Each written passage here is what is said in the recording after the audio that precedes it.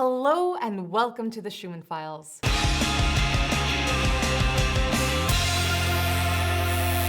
I'm your host, Kelly Agathos, and this file is all about lobbying. What it is, how it works, and of course, the role money plays. Now, when it comes to lobbying in Brussels, the capital of the European Union, there's of course a whole process. You can't just waltz into town, drop off a suitcase full of cash and buy some influence. That's never gonna work. Corruption over allegations that World Cup host Qatar paid huge bribes to a senior vice president of the European Parliament. The charges hit 4 separate EU Parliament members and affiliated people. Resulted in the seizure of 1.5 million euros in cash. Well, okay, it worked in that case, allegedly. But that's not lobbying, that's plain old corruption. And it's not a good look for you unless you really believe orange is the new black. But there are a lot of other legal ways to influence legislation in the EU. And guess what? It's big business. According to Transparency International, 1.8 billion euro is spent on lobbying in Brussels every year. And there is literally a lobby for everything. Don't believe me? These are all real lobbies that exist in Brussels.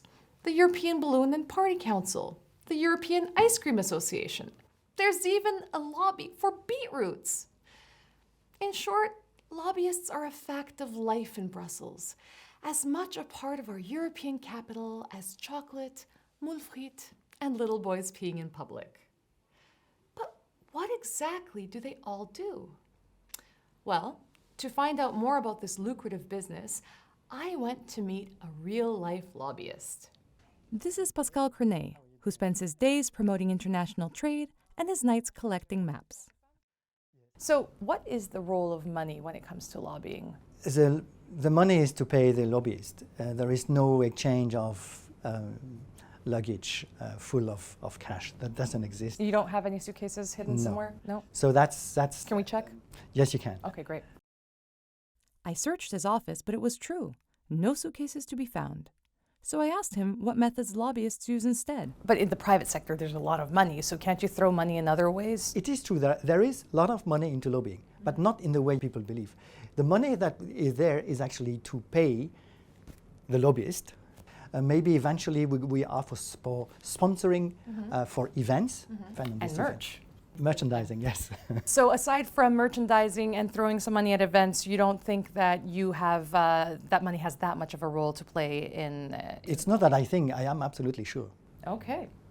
And my budget is only 250,000 euros, so it's not a big one. Well, that sounds like a house.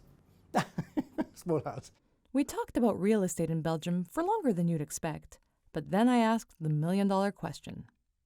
What are some of the ways that you would lobby a decision maker?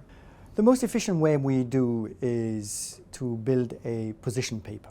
What's a position paper? Position paper is a kind of a report that we will hand to the official in the Commission, to the minister in the member states, to the member of the European Parliament. So you're giving them a cheat sheet on how to make you guys happy, right? Yeah, you can say that. I mean, I would say rather I'm a good student handing my final report of the year.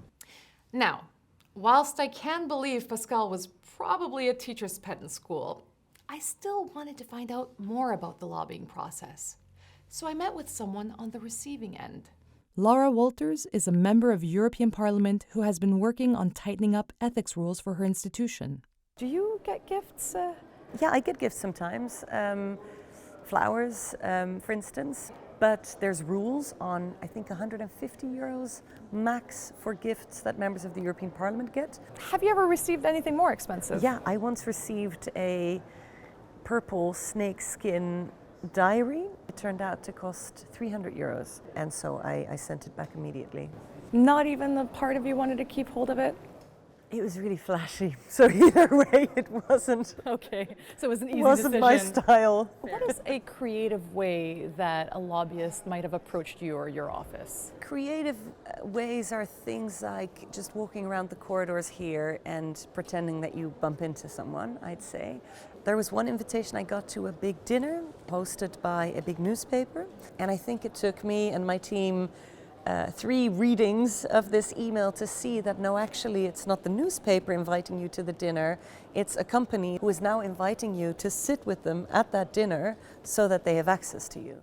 Ooh, sneaky, right? Events are a particularly tricky mix when it comes to lobbying. An example where the line seems very blurry is this little event called EUROFI? EUROFI? You know what? Let's go with EUROFI for now. EUROFI is a private conference that caters to the biggest banks, investment funds, and multinational corporations, basically all the big players in the finance sector. And it gives them direct access to the politicians who design the rules that say what banks can and can't do with our money. How does it work? Well, unlike the countless other invitations decision makers receive on a daily basis, most of them actually make a point of accepting and showing up at EUROFI. Could it be because finance bros are famously fun to be around? Is this some great company or what? Well, not exactly. It's actually because the EUROFI organizers follow the programs of the meetings between the European ministers of finance and set up their conference in whatever city the politicians will be, therefore offering them the chance to have several meetings in a row without having to so much as lift a finger. Convenient, right? And EUROFI also gives the finance industry what it most craves: access. But getting to hang with your favorite politician doesn't come for free. There's a fee attached, a Euro fee, if you will. The average conference goer has to cough up 50,000 euro just to get into the door. And if you spend another 50K, you can get some quality time in the VIP rooms or sit at the dinner table with a decision maker of your choice. It's a bit like strip clubs. You pay to get in the door, but everyone needs to pay a little extra for some private time. And you may be wondering, why haven't I heard of this? Well, journalists with their pesky questions are not allowed in, because nothing kills the mood like accountability and transparency, am I right? Now, I don't know about you, but as an average citizen without 100K to splurge on a fancy event like EUROFI, I feel like no one is looking out for my financial interests. So should we just accept such forms of lobbying as awful but lawful? Or is there anything that can be done to prevent money from buying access and therefore influence? I went back to Lara for her thoughts. It's a question of rules, but it's also a question of feeling and intuition. But maybe to go back a step, I don't think that lobbying in itself is necessarily bad. I think the problems that we have are the problems that there's an inequality of arms when it comes to big companies that can afford lobbyists and lawyers buying things like tables at big dinners. And then you have civil society organizations, NGOs and others, and they don't have that capacity. In a democracy, in a parliament, there should be a free flow of information. It's important that information reaches us and that we get to talk to people. That makes our work better. But indeed, it's really important also to keep your radar on at all times and to think, what is it I think about this, and am I receiving information here, or am I being unduly pressured? Is there money in play here? Am I breaking any rules? And I think that combination of rules and intuition is really important. Well, I guess in a perfect world, all our politicians would have a spidey sense to detect shady lobby tactics and, have a conscience. But until that day comes, the reality is that you often need money to get your voice heard and influence legislation. So let's mess with the system. The next EUROFI conference is in Santiago de Compostela, and we're launching a fundraiser to get me to EUROFI.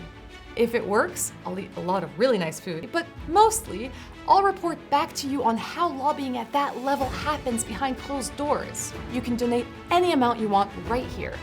And don't worry, the producers have told me that this is totally legal and all your donations are tax exempt, right? Oh no, they're not?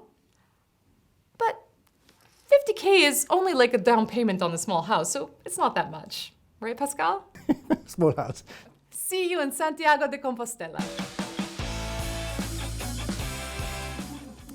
Guys, if we don't reach the target, do you think I can still use some of the money to go to a spa or Mykonos partying and maybe a few days on a yacht? I really need a holiday.